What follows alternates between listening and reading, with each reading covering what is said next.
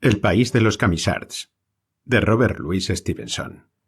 Viajábamos por las huellas de guerras antiguas, pero toda la tierra estaba verde, y encontrábamos amor y paz, donde habían estado el fuego y la guerra. Pasan y sonríen, los hijos de la espada, las espadas ya no blanden, y ¡oh, cuán espeso está el trigo en el campo de batalla! W. P. Bannatyne. A través del Lozère.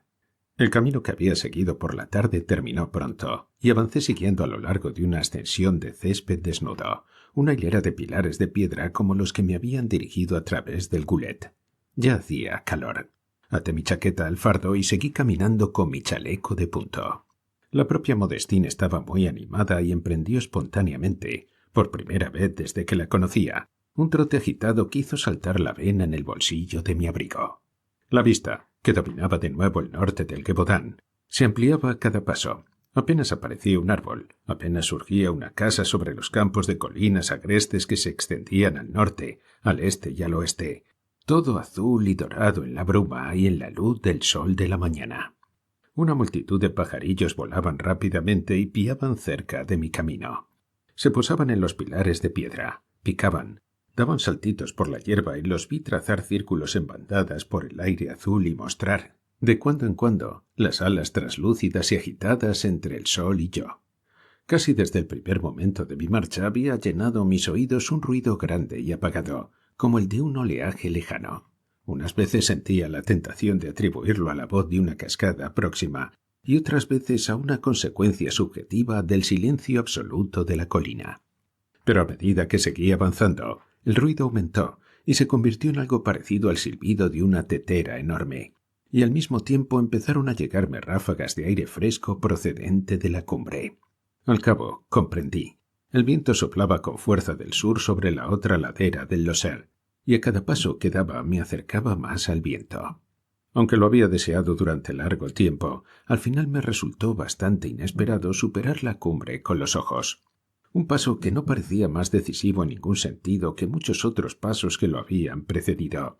Y, como el fuerte Cortés cuando, con ojos de águila, contempló el Pacífico, tomé posesión en mi propio nombre de una nueva parte del mundo. Pues en lugar del tosco baluarte de hierba que yo llevaba subiendo tanto tiempo, he aquí una vista del aire brumoso del cielo y una tierra de intrincadas colinas azules a mis pies. El Lozère se extiende casi de este a oeste, cortando el Gévaudan en dos partes desiguales. Su punto más elevado, este Pic de Finiel sobre el que me encontraba yo entonces, alcanza más de 5.600 pies sobre el nivel del mar, y con tiempo despejado domina una vista de todo el bajo Languedoc y hasta el mar Mediterráneo. He hablado con personas que fingían o creían haber visto, desde el Pic de Finiels, barcos blancos que navegaban junto a Montpellier y Sète. Detrás estaba el país norteño de tierras altas por el que había transcurrido mi camino, habitado por una raza ruda, sin bosques, sin grandeza de formas en sus montes, y sin nada que lo haya hecho célebre en la historia salvo los lobos. Pero ante mí, semioculto por la bruma soleada, se encontraba un nuevo Gévaudan, rico, pintoresco, ilustre por sus hechos agitados. En términos generales, yo ya estaba en los Cévennes desde Monastier y a lo largo de todo mi viaje. Pero existe un sentido estricto y localista, según el cual sólo este país confuso y cubierto de maleza que tenía a los pies tiene derecho a llamarse así, y este es el sentido en que aplican el nombre los campesinos. Estos son los Cévennes más pronunciados, los Cévennes de los Cévennes. En aquel laberinto indescifrable de colinas se libró durante 2 años una guerra de bandidos, una guerra de bestias salvajes, entre el gran monarca con todas sus tropas y sus mariscales en un bando, y unos pocos miles de montañeses protestantes en el otro. Hace 180 años, los Camisards tenían una posición incluso sobre el Lozère, donde estaba yo. Tenían una organización, depósitos de armas, una jerarquía militar y religiosa. Sus asuntos eran en Londres tema de conversación en todos los cafés. Inglaterra enviaba flotas para apoyarlos. Sus jefes profetizaban y asesinaban, con banderas y tambores, y cantando viejos salmos en francés. Sus bandas a veces se arriesgaban a salir a la luz del día, desfilaban ante ciudades amuralladas y dispersaban a los generales del rey. Otras veces, disfrazados, se apoderaban de plazas fuertes y vengaban las traiciones de sus aliados y las crueldades de sus enemigos. Allí, hace 180 años, estaba el caballeroso Roland, el conde y señor Roland, generalísimo de los protestantes de Francia, antiguo dragón, grave, silencioso, imperioso, picado de viruelas, al que seguía en sus idas y venidas una dama por amor. Allí estaba Cavalier, aprendiz de panadero y genio en la guerra, que fue elegido general de brigada de los Camisards a los 19 años y moriría a los 55 siendo gobernador inglés de la isla de Jersey. Y también estaba allí Castanet, jefe partisano de peluca voluminosa y aficionado a las disputas teológicas. Extraños generales, que se retiraban a pedir consejo al dios de los ejércitos y que huían o presentaban batalla, ponían centinelas o dormían en un campo sin custodiar, según lo que les susurraba el espíritu en sus corazones. Y allí, siguiendo a estos y a otros jefes, estaba la clase de tropa de los profetas y los discípulos, arrojados, pacientes, infatigables, resistentes para correr por las montañas, que animaban sus duras vidas con salmos, dispuestos a luchar, dispuestos a rezar, que escuchaban devotamente los oráculos de niños con enfermedades cerebrales, y que metían místicamente un grano de trigo entre las balas de peltre con las que cargaban sus mosquetes. Yo había viajado hasta entonces por un distrito monótono, y no me había cruzado por el camino con nada más notable que la bestia del Gévaudan, devoradora de niños, el Napoleón Bonaparte de los lobos. Pero ahora iba a bajar al escenario de un capítulo romántico, o mejor, de una nota a pie de página romántica, de la historia del mundo. ¿Qué quedaba de todo aquel polvo y heroísmo pasados? Me habían dicho que todavía sobrevivía el protestantismo en aquella sede principal de la resistencia protestante. Eso me había dicho el propio cura en el locutorio del monasterio. Pero todavía me faltaba conocer si se trataba de una mera supervivencia o de una tradición viva y generosa. Por otra parte, si en el norte de los Cévennes la gente se estrecha en sus opiniones religiosas y está más llena de celo que de caridad, ¿qué podía esperar yo en esta tierra de persecuciones y de represalias, en una tierra donde la tiranía de la Iglesia produjo la rebelión de los Camisards y donde el terror de los Camisards hizo que los campesinos católicos se adhirieran a la revuelta legalizada del otro bando, de tal modo que el Camisard y el Florentin se acechaban mutuamente entre las montañas para quitarse la vida? En el mismo borde de la montaña, donde me detuve para mirar lo que tenía por delante, la serie de pilares de tierra terminaba abruptamente, y un poco más abajo aparecía una especie de pista que empezaba a descender por una ladera muy escarpada, tortuosa como un sacacorchos. Conducía un valle entre colinas empinadas, hirsuto de rocas como una rastrojera y con un piso inferior de prados verdes.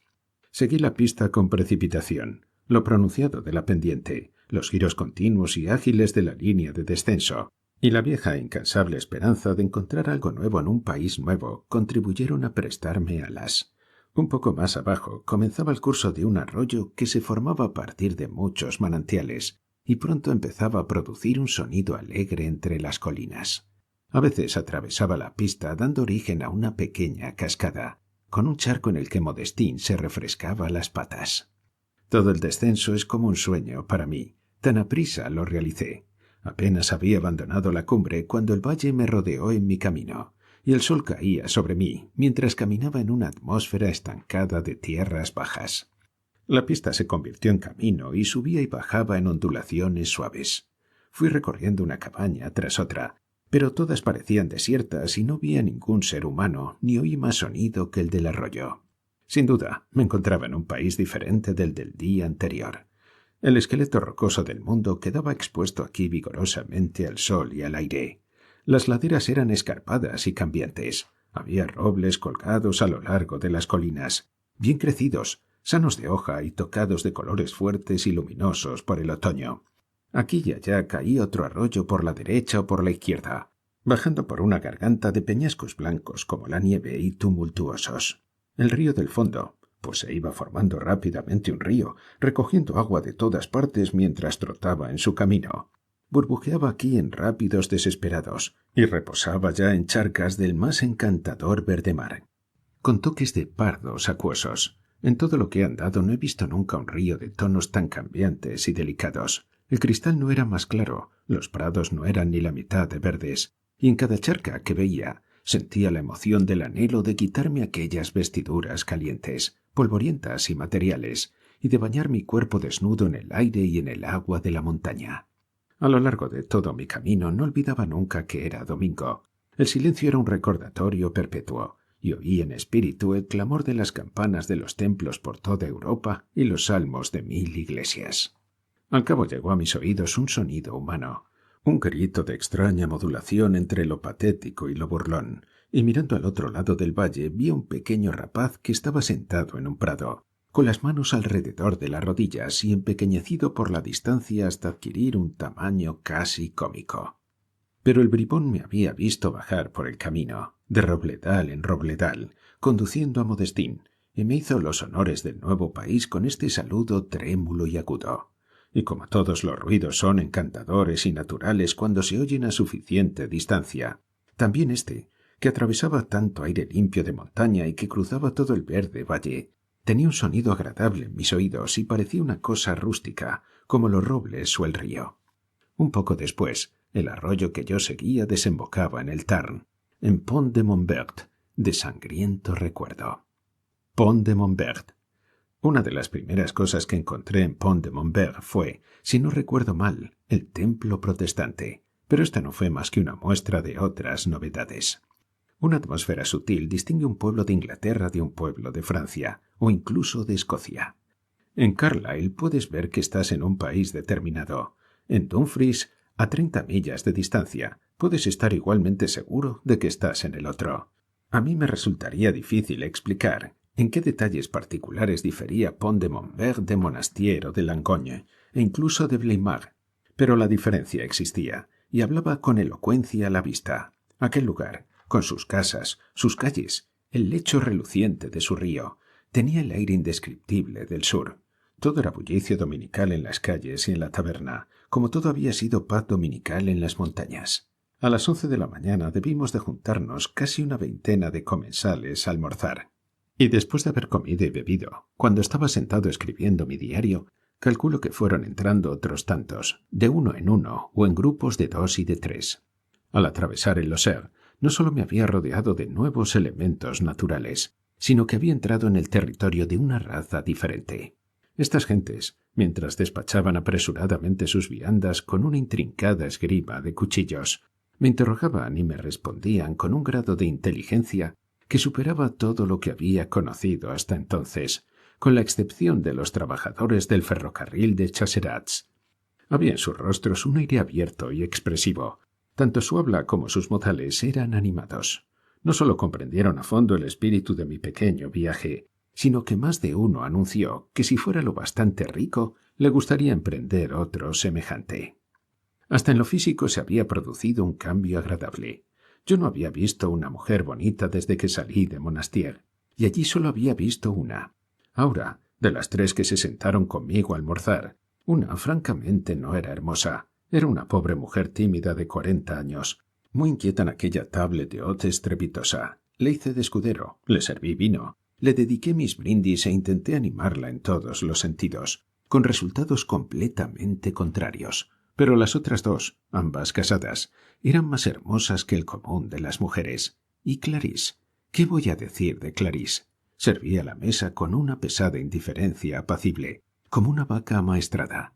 Sus grandes ojos grises estaban impregnados de languidez amorosa. Sus rasgos, aunque carnosos, respondían a un diseño original y preciso. Su boca tenía una onda. Las aletas de su nariz hablaban de un orgullo delicado. Su mejilla adoptaba líneas extrañas e interesantes. Era una cara capaz de emociones fuertes y, con una formación adecuada, ofrecía la promesa de unos sentimientos delicados. Resultaba lastimoso ver qué tan buen modelo quedaba para los admiradores campesinos y para una manera de pensar campesina. La belleza debería haber tocado, al menos, la sociedad. Entonces, en un momento, se quita de encima un peso que la lastra, toma conciencia de sí misma, aprende un aire y un porte de la cabeza y, en un momento, patet dea. Antes de marcharme aseguré a Clarisse mi más sincera admiración. Ella lo recibió como quien oye llover, sin vergüenza ni asombro, limitándose a mirarme con sus grandes ojos, y reconozco que el efecto sobre mí fue el de producirme cierta confusión. Si Clary supiera leer el inglés, no me atrevería a añadir que su figura era indigna de su cara. En un caso estaría justificado el corsé, pero es posible que vaya mejorando con los años. Pont de Montbert, o Puente de Monteverde, como lo llamaríamos nosotros, es un lugar memorable en la historia de los Camisards. Aquí fue donde estalló la guerra. Fue aquí donde estos Covenanters del Sur mataron a su arzobispo Sharp. La persecución, por una parte, el entusiasmo febril, por otra, son casi igualmente difíciles de comprender en estos tranquilos tiempos actuales y con nuestras tolerantes creencias e incredulidades modernas. Los protestantes estaban, como un solo hombre, fuera de sí de celo y de dolor. Todos eran profetas y profetisas. Los niños de pecho exhortaban a sus padres a realizar buenas obras. Un niño de 15 meses, en Cuisac, habló desde los brazos de su madre, agitado y sollozante, claramente y en voz alta. El mariscal Villars ha visto un pueblo donde todas las mujeres parecían poseídas por el demonio. Tenían convulsiones y anunciaban profecías públicamente, en la calle. Una profetisa de Vivarais fue ahorcada en Montpellier porque le manaba sangre de los ojos y de la nariz, y ella declaraba que lloraba lágrimas de sangre por las desventuras de los protestantes. Y no solo eran las mujeres y los niños, hombres recios y temibles, acostumbrados a blandir la hoz o a empuñar el hacha del leñador, también eran sacudidos por extraños paroxismos y pronunciaban oráculos entre sollozos y ríos de lágrimas. Una persecución de violencia no superada había durado casi una veintena de años, y este era el efecto que tenía sobre los perseguidos. Ahorcar, quemar, quebrantar en la rueda. Había sido en vano. Los dragones habían dejado huellas de cascos por todos los campos de la región. Había hombres remando en las galeras y mujeres consumiéndose en las cárceles de la iglesia. Y no había cambiado ni una idea en el corazón de ningún protestante sincero. Y bien, el jefe y el adelantado de la persecución, después de la Mignon de Baville, François de Langlade du Cheylat, se pronuncia Cheylat, arcipreste de los Evans e inspector de misiones de la misma región, tenía una casa, en la que residía a veces, en el pueblo de Pont de Montbert. Era una persona concienzuda, que parecía haber sido destinada por la naturaleza para ser pirata, y que entonces tenía 55 años, una edad a la que el hombre ha aprendido toda la moderación de la que es capaz. Había sido misionero en su juventud en China. Allí había sido martirizado, lo dieron por muerto y solo fue socorrido y vuelto a la vida gracias a la caridad de un paria. Debemos suponer que aquel paria no tenía dotes de vidente y que no realizó aquel acto con malicia intencionada. Cabría pensar que tal experiencia curaría a un hombre del deseo de perseguir a los demás, pero el espíritu humano tiene extraños componentes y, después de haber sido mártir cristiano, du Cheylat se convirtió en perseguidor cristiano. La obra de la propagación de la fe avanzaba abiertamente en sus manos. Su casa de Pont de Montbert le servía de cárcel. Allí hacía a sus presos cerrar las manos sobre carbones ardientes y les arrancaba los pelos de las barbas para convencerles de que sus opiniones eran equivocadas. ¿Pero acaso no había él puesto a prueba y no había demostrado la ineficacia de estos argumentos carnales entre los budistas de China? No solo se hizo intolerable la vida en el Languedoc, sino que se prohibió estrictamente la huida. Un tal Masip, arriero, buen conocedor de los senderos de montaña, ya había guiado a varios grupos de fugitivos hasta ponerlos a salvo de Ginebra, y du Cheylat, en mala hora para él, lo apresó con otro convoy, compuesto principalmente de mujeres vestidas de hombres. El domingo siguiente se reunió un conventículo de protestantes en los bosques de Altefag, sobre el Mont Bourges. Ahí se levantó un tal Seguier, a que sus compañeros llamaban Espíritu Seguier, carnador, alto, de tez oscura y desdentado, pero lleno de espíritu profético. Anunció, en nombre de Dios, que había pasado el tiempo de la sumisión y que debían tomar las armas para liberar a sus hermanos y para destruir a los curas. La noche siguiente, la del 24 de julio de 1702, un ruido sobresaltó al inspector de misiones, que estaba sentado en su casa cárcel de Pont-Montbert. Las voces de muchos hombres, unidas en una salmodia, se acercaban cada vez más por el pueblo. Eran las 10 de la noche. Estaban rodeados de su corte de curas, soldados y criados, hasta un número de 12 o 15 personas, y temiendo entonces la insolencia de que se celebrase un conventículo bajo sus mismas ventanas, ordenó que salieran sus soldados para que le informasen de la situación. Pero los almodientes ya estaban a su puerta. 50 en número, dirigidos por el inspirado Seguier y respirando la muerte. El arcipreste respondió a sus peticiones como el enérgico perseguidor veterano que era, y mandó a su guarnición que disparase contra la turba. Un camisard, pues, según algunos, fue en la acción de aquella noche cuando recibieron este nombre, cayó bajo esta descarga. Sus camaradas derribaron la puerta con hachas y con una viga, se apoderaron del piso inferior de la casa, liberaron a los presos, y al encontrar a uno de ellos en la viña, una especie de cepo de la época y del lugar, redoblaron su furia contra Duchayla e intentaron con asaltos repetidos tomar los pisos altos. Pero él, por su parte, había dado la absolución a sus hombres y ellos defendían la escalera con valor. «¡Hijos de Dios!», exclamó el profeta, «contened vuestras manos, quememos la casa con el sacerdote y con los satélites de Baal». El fuego prendió fácilmente. Duchayla y sus hombres se descolgaron por una ventana alta al jardín con sábanas atadas. Algunos huyeron cruzando el río bajo las balas de los insurgentes, pero el propio arcipreste se cayó, se rompió una pierna y no pudo hacer más que arrastrarse hasta llegar a un seto. ¿En qué pensaba ante la proximidad de aquel segundo martirio? Era un pobre hombre valiente, embrutecido, lleno de odio, que había cumplido con su deber con decisión según sus luces, tanto en los Cévennes como en China. Encontró al menos una palabra contundente que decir en su defensa, pues cuando se hundió el tejado y las llamaradas delataron su ira, los otros llegaron hasta él, lo arrastraron hasta la plaza pública del pueblo, enfurecidos y llamándolo condenado. Dijo: «Si yo estoy condenado, ¿por qué condenaros vosotros también?». Era verdaderamente un buen argumento en la situación presente, pero en el ejercicio de su cargo de inspector había dado otros muchos más poderosos, todos ellos en sentido opuesto, y estos eran los que iba a oír entonces, uno tras otro, empezando por Seguier. Los camisards se acercaron a él y le dieron de puñaladas. «Esta por mi parte, quebrantado en la rueda», decían. «Esta por mi hermano, que está en galeras. Esta por mi madre o por mi hermana, presas en vuestros malditos conventos». Cada uno daba su golpe y su razón, y todos se arrodillaron y cantaron salmos alrededor del cuerpo hasta el alba.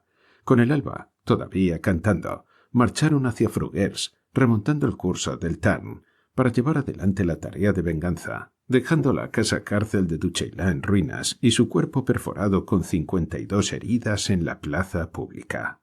Es una salvaje acción nocturna con su acompañamiento de salmos, y parece que un salmo ha de sonar siempre amenaza en aquel pueblo a orillas del Tarn.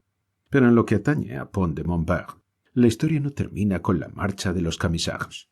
La carrera de Seguier fue breve y sangrienta, 2 curas más y una familia entera en la de Beth. Desde el padre hasta los criados murieron a sus manos o por órdenes suyas, y eso que solo estuvo 1 o 2 días en libertad, y que se vio limitado constantemente por la presencia de los soldados. Capturado al fin por un célebre mercenario, el capitán Paul, se presentó impasible ante sus jueces. «¿Su nombre?», le preguntaron. «Pierre Seguier». «¿Por qué le llaman espíritu?». «Porque el espíritu del Señor está conmigo». «¿Su domicilio?». «Últimamente en el desierto y pronto en el cielo». «¿No se arrepiente de sus crímenes?». «No he cometido ninguno. Mi alma es como un jardín lleno de abrigo y de fuentes». En Pont de Montbert, el 12 de agosto, le cortaron la mano derecha y lo quemaron vivo. ¿Y era su alma como un jardín? Quizá también era así el alma de Duchayla, el mártir cristiano. Y quizá, si vosotros pudieseis leer mi alma o yo pudiera leer la vuestra propia hechura nos parecería poco menos sorprendente.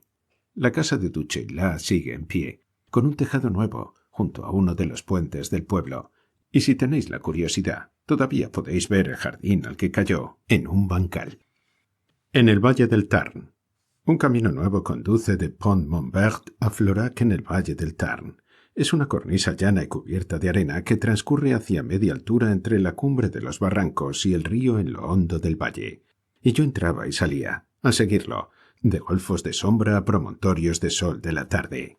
Era un desfiladero como el de Killian-Crankie, una garganta profunda y sinuosa entre las montañas, donde el Tarn producía un maravilloso estruendo ronco muy por debajo y donde las cumbres peñascosas se levantaban al sol muy a lo alto.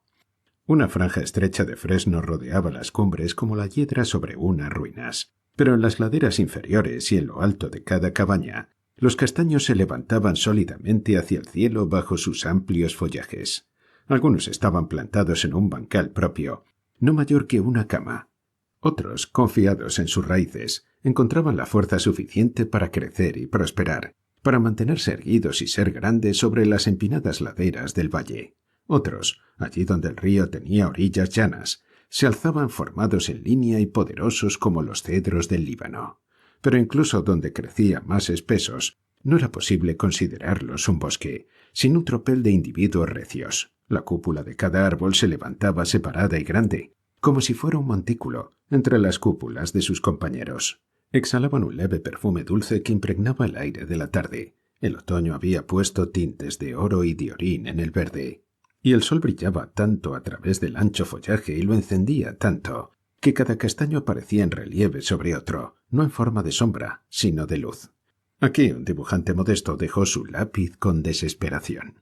Me gustaría dar una idea del crecimiento de estos nobles árboles, de cómo extienden las ramas como el roble y de cómo dejan caer ramos de follaje colgante como el sauce, de cómo se levantan sobre columnas estriadas cual los pilares de una iglesia, o de cómo, cual si de olivos se tratara, son capaces de echar brotes sanos y juveniles del tronco más destrozado y emprender una nueva vida sobre las ruinas de la vieja. Así participan de la naturaleza de muchos árboles diferentes, e incluso sus copas, vistas de cerca contra el cielo, tienen un cierto aire de palmera que excita la imaginación. Pero su individualidad, aun estando compuesta de tantos elementos, no es sino más rica y más original. Y contemplar desde lo alto un llano cubierto de estas lomas de follaje, o ver un clan de viejos castaños indómitos apiñados como una manada de elefantes en las estribaciones de una montaña, es elevarse a pensamientos superiores sobre los poderes que actúan en la naturaleza. Entre el humor premioso de Modestín y la belleza de la escena, avanzamos poco aquella tarde, y al advertir al fin que el sol, aunque todavía lejos de su puesta, ya empezaba a abandonar el valle estrecho del Tarn, empecé a buscar un lugar donde acampar. No era fácil encontrarlo. Los bancales eran demasiado estrechos, y el terreno que no estaba dividido en bancales solía ser demasiado empinado para que un hombre pudiera acostarse en él. Me habría deslizado durante toda la noche, para despertarme por la mañana con los pies o con la cabeza en el río. Me gustaría dar una idea del crecimiento de estos nobles árboles, de cómo extienden las ramas como el roble y de cómo dejan caer ramos de follaje colgante como el sauce, de cómo se levantan sobre columnas estriadas cual los pilares de una iglesia, o de cómo, cual si de olivos se tratara, son capaces de echar brotes sanos y juveniles del tronco más destrozado y emprender una nueva vida sobre las ruinas de la vieja.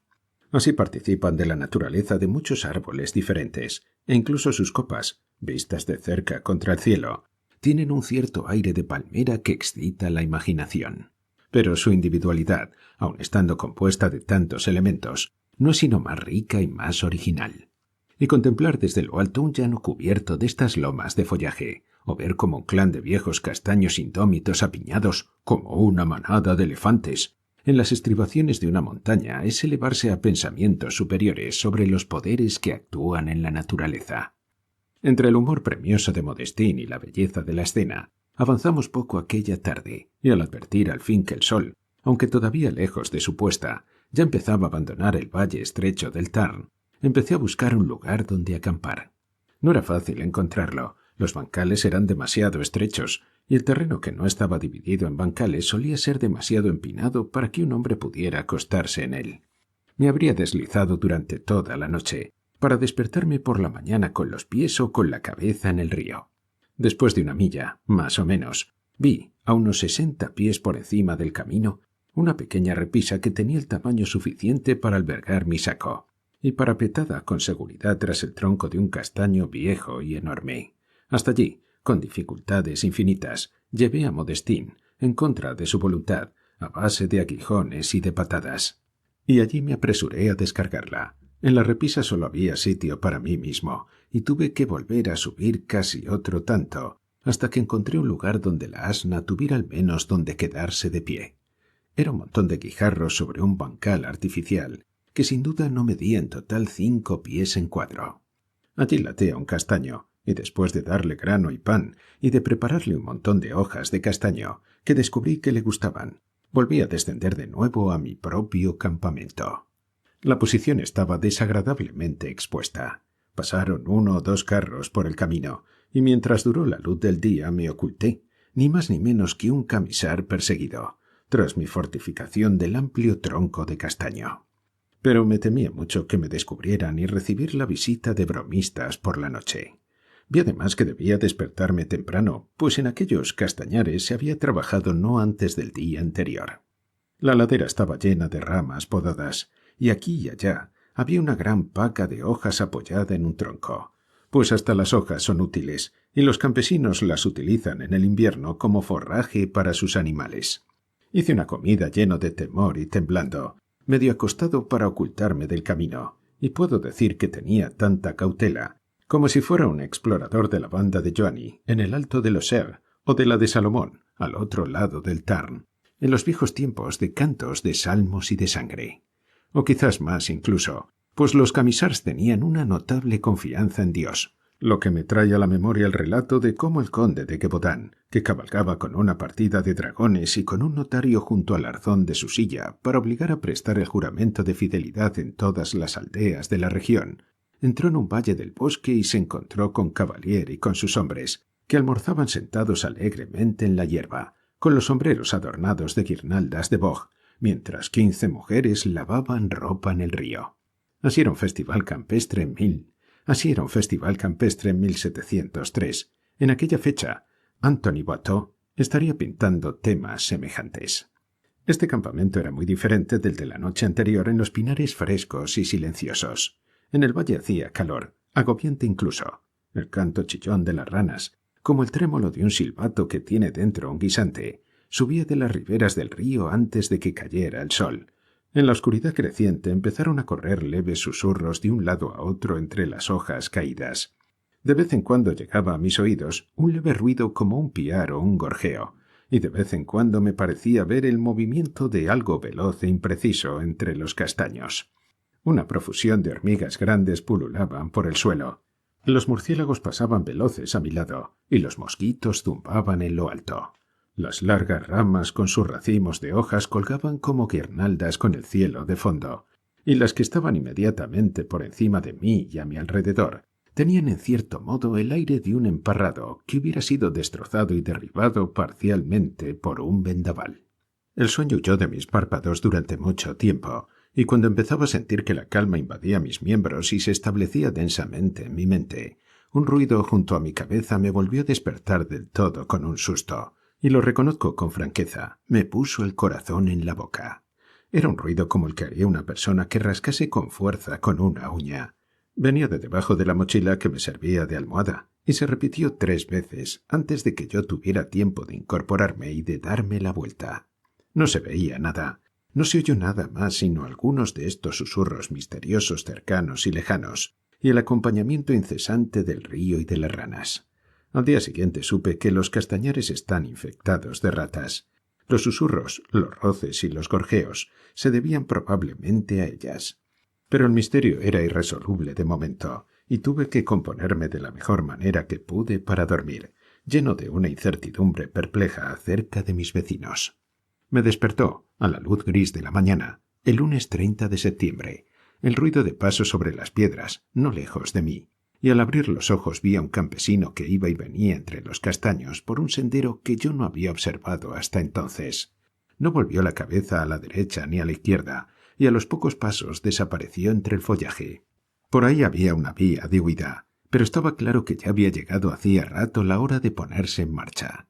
Los campesinos estaban en el campo. En mi posición incalificable me resultaban poco menos amenazadores que los soldados del capitán Paul para un camisar impávido. Di de comer a Modestín con toda la prisa que pude, pero cuando regresaba a mi saco vi que un hombre y un niño bajaban por la ladera siguiendo un curso que se cruzaba con el mío. Me llamaron con palabras ininteligibles y yo respondí con sonidos inarticulados pero alegres y seguí adelante apresuradamente para ponerme las polainas. Los dos, que parecían padre e hijo, subieron despacio hasta la repisa y se quedaron a mi lado en silencio durante cierto tiempo.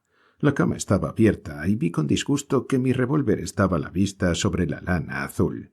Al fin, Cuando me hubieron observado a fondo, y cuando el silencio se hubo vuelto cómicamente embarazoso, el hombre me interrogó con un tono que parecía poco amistoso. —¿Ha dormido aquí? —Sí —dije yo—, ya lo ve. —¿Por qué? —preguntó él. —A fe mía —respondí con ligereza—, estaba cansado. Después me preguntó dónde iba y qué había almorzado, y el punto, sin la menor transición, añadió: —Se bien, vamos. Su hijo y él, sin decir una sola palabra más, se dirigieron al segundo castaño y se pusieron a podarlo. La cosa había terminado de una manera más sencilla de lo que yo había esperado. Era un hombre grave y respetable, y su voz poco amistosa no daba a entender que estuviera hablando con un delincuente, sino simplemente con un inferior. Pronto me puse en marcha por el camino, mordisqueando una tableta de chocolate y preocupado seriamente por un caso de conciencia. Debía pagar mi alojamiento de aquella noche. Había dormido mal. La cama estaba llena de pulgas en forma de hormigas. No había agua en la habitación. La misma Aurora se había olvidado de despertarme por la mañana. Podía haber perdido un tren si hubiera habido en los alrededores alguno que coger. Claramente yo no estaba satisfecho con el trato recibido, y decidí que no pagaría nada a no ser que me encontrase con un mendigo. El valle parecía más encantador todavía por la mañana, y el camino descendió pronto hasta el nivel del río. Allí, en un lugar donde se levantaban muchos castaños rectos y frondosos, formando un pasillo en un bancal cubierto de hierba, hice mis abluciones matinales en el agua del Tarn.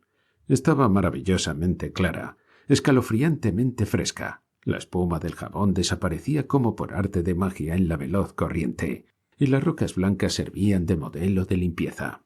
Lavarse al aire libre en uno de los ríos de Dios me parece una especie de solemnidad jovial o de acto de culto semipagano. Es posible que chapoteando entre jofainas en un dormitorio se limpie el cuerpo, pero la imaginación no participa de tal limpieza. Seguí adelante con el corazón liviano y en paz, cantando salmos al oído espiritual mientras marchaba. De pronto apareció una vieja que me pidió limosna sin más preámbulos. Bueno, pensé yo, aquí viene el camarero con la nota, y pagué allí mismo mi alojamiento de la noche. Entendedlo como queráis, pero el caso es que aquel fue el primer y último mendigo que me encontré en todo mi viaje. 1 o 2 pasos más adelante me alcanzó un viejo, de ojos claros, curtido por la intemperie, con una sonrisa leve y emocionada, que llevaba un gorro de dormir pardo. Lo seguía una niña pequeña que guiaba 2 ovejas y una cabra, pero ella no seguía mientras el viejo caminaba a mi lado y hablaba de la mañana y del valle. No pasaba apenas de las 6 de la mañana, y para las personas sanas que han dormido lo suficiente, esta es una hora de expansión y de charla abierta y confiada. «¿Conocéis-vous le seigneur?», dijo al fin. Yo le pregunté a qué seigneur se refería, pero él se limitó a repetir la pregunta con mayor énfasis y con una mirada en los ojos que traslucía esperanza e interés. «Ah», dije yo, señalando hacia arriba, «ahora lo entiendo. Sí, le conozco. Es el mejor conocido que se puede tener». El viejo dijo que estaba encantado. «Mire», añadió, dándose golpes en el pecho, «me hace feliz aquí dentro». Siguió diciéndome que en aquellos valles había algunas personas que conocían al señor. No muchas, pero algunas. «Son muchos los llamados y pocos los escogidos», citó. «Padre mío», dije yo, «no es fácil decir quién conoce al Señor, y no es asunto nuestro. Los protestantes y los católicos, e incluso los que adoran a las piedras, pueden conocerle y ser conocidos por él, pues él los ha hecho a todos». Yo no sabía que era tan buen predicador. El viejo me aseguró que pensaba como yo, y repitió sus expresiones de placer por haberme conocido. «Somos muy pocos», dijo. «Aquí nos llaman moravianos, pero abajo, en el departamento de Gard, donde también hay un buen número, los llaman dervistas, en recuerdo de un pastor inglés». Empecé a comprender que estaba figurando, con dudoso gusto, como miembro de una secta desconocida por mí, pero me agradaba más el placer de mi compañero que lo que me azoraba mi propia posición equívoca. La verdad es que no veo que el reconocer las diferencias de opinión constituya en ningún modo una falta de honradez, y sobre todo en estas cuestiones elevadas, en las que todos tenemos la seguridad suficiente de que, sea quien sea el que está equivocado, nosotros mismos no tenemos toda la razón. Se habla mucho de la verdad, pero aquel viejo con su gorro de dormir pardo se manifestaba tan sencillo, tan dulce y tan amistoso, que no dudo en declararme discípulo suyo. Era, concretamente, un hermano de Plymouth. No tengo ni idea de lo que significa esto en materia de doctrina, ni tampoco tengo tiempo de enterarme, pero sé muy bien que todos estamos embarcados en un mundo problemático, que todos somos hijos de un mismo Padre y que aspiramos en muchas cuestiones esenciales a hacer y a convertirnos en lo mismo. Y si bien él me daba la mano con tanta frecuencia y se manifestaba tan dispuesto a coger mis palabras, movido en cierto modo por un error, se trataba de un error de los que conducen a la verdad. Pues la claridad empieza siendo ciega, y sólo tras pasar por una serie de hierros semejantes acaba por elevarse hasta llegar a ser un principio establecido de amor y de paciencia, y una creencia firme en todo nuestro prójimo. Si yo engañé a aquel buen viejo, me gustaría volver a engañar a otros del mismo modo. Y si alguna vez, al fin, tras seguir nuestros caminos tristes y dispares, todos llegamos a reunirnos en una casa común, yo albergo la esperanza, a la que me aferro firmemente, de que mi hermano de Plymouth montañés se apresurará a darme la mano de nuevo. Así, hablando por el camino como cristiano y fiel, llegamos él y yo a una aldea junto al Tarn. No era más que un lugar humilde llamado La Bernedé, de menos de una docena de casas y con una capilla protestante en una loma. Allí vivía él, y allí pedí yo mi desayuno, en la posada. Llevaba en la posada un joven agradable, peón caminero, y su hermana, una muchacha linda y simpática. El maestro de la aldea se pasó por allí para hablar con el extranjero, y todos eran protestantes, hecho que me agradó más de lo que yo hubiera esperado. Si bien lo que me agradó más todavía fue que todos parecían personas rectas y sencillas. El hermano de Plymouth rondaba a mi alrededor con una especie de interés anhelante, y volvió por lo menos 3 veces para verme y asegurarse de que estaba comiendo a gusto. Su conducta me conmovió profundamente por entonces, y todavía más ahora que la recuerdo. Temía imponer su presencia, pero no estaba dispuesto a renunciar ni por un momento a mi compañía, y al parecer no se cansaba nunca de darme la mano. Cuando todos los demás se fueron marchando a sus tareas diarias, me quedé sentado casi media hora con la joven ama de la casa, que hablaba agradablemente mientras cosía de la cosecha de castañas y de las bellezas del Tarn, y de los viejos afectos familiares que se quiebran cuando los jóvenes dejan el hogar, pero que todavía subsisten. Estoy seguro de que tenía un natural dulce, con una sencillez campestre y mucha delicadeza interior, y el que ponga en ella su corazón será, sin duda, un joven afortunado. El valle más abajo de la Bernedé me agradaba cada vez más cuanto más avanzaba. A veces las colinas se aproximaban por los 2 lados, desnudas y desmoronándose, y emparedaban el río entre barrancos. Otras veces el valle se ensanchaba y se volvía verde. Este camino me hizo pasar ante el castillo de Miral, sobre una ladera empinada, ante un monasterio almenado, disgregado hace mucho tiempo y convertido en iglesia y casa parroquial, y ante un racimo de tejados negros, el pueblo de Cocourse, entre viñas, prados y huertos de frutales, llenos de manzanas rojas, y por donde, junto al camino real, estaban vareando nueces de los árboles próximos al camino y recogiéndolas en sacos y en cestos. Las colinas, por mucho que se abriera el valle, seguían siendo altas y desnudas, con almenas rocosas y con una cumbre puntiaguda aquí y allá, y el Tarn seguía resonando entre las piedras con un ruido de montaña. Algunos viajeros de ideas pintorescas me habían hecho esperar un país horrible, del gusto de Byron, pero a mis ojos escoceses les parecía sonriente y abundante. Al tiempo todavía daba a mi cuerpo escocés una sensación de pleno verano, aunque los castaños ya estaban algo deshojados por el otoño y los álamos, que aquí empezaban a mezclarse con ellos, se habían vuelto de oro pálido ante la llegada del invierno. En aquel paisaje había algo, salvaje pero sonriente, que me explicaba el espíritu de los Covenanters del sur.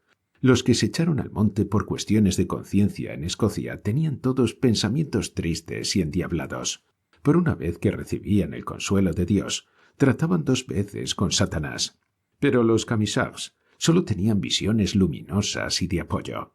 Derramaban mucha más sangre, tanto propia como ajena, pero no encuentro en sus crónicas ninguna obsesión con el maligno. Vivían sus vidas con la conciencia tranquila en aquellos tiempos y circunstancias duras. No olvidemos que el alma de Seguier era como un jardín. Sabían que estaban en el bando de Dios, con un conocimiento que no tiene paralelismo entre los escoceses, pues los escoceses, aunque estuvieran seguros de su causa, no podían tener nunca confianza en la persona.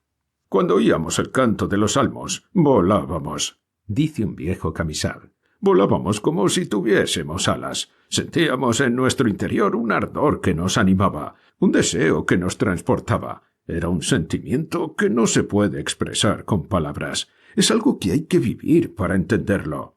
Por cansados que estuviésemos, no pensábamos más en nuestro cansancio y nos sentíamos livianos en cuanto los salmos sonaban en nuestros oídos». El Valle del Tarn y las personas que conocí en la Vernet no solo me explican este pasaje, sino también los 20 años de sufrimientos que aquellos, que tan rígidos y tan sangrientos fueron cuando emprendieron la guerra, soportaron con la mansedumbre de niños y con la constancia de santos y de campesinos.